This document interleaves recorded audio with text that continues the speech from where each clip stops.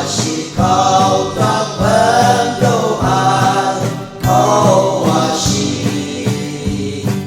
màu xanh sông lam lá nụ mây Haoashi chỉ su sa nâu sa ma đi lên Haoashi bài cứ nhịp siêu đi lâu của Haoashi nụ hồ lô ma hầu hầu đi la a tu lo ma hầu hay lên la hầu đã sa ba san cho chúng ta yêu ta mơ ngày hay bơ đây là bơ thoa cha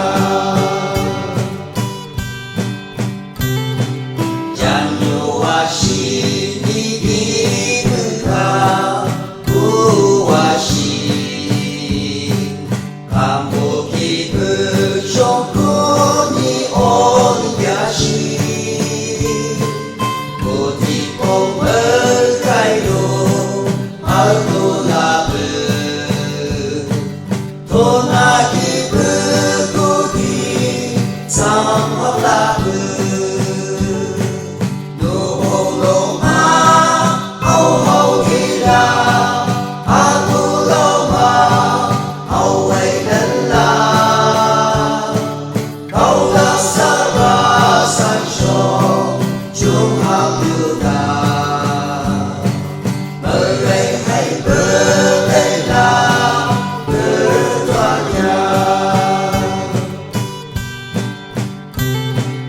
Haoashi thăm trong đêm la ye đi Haoashi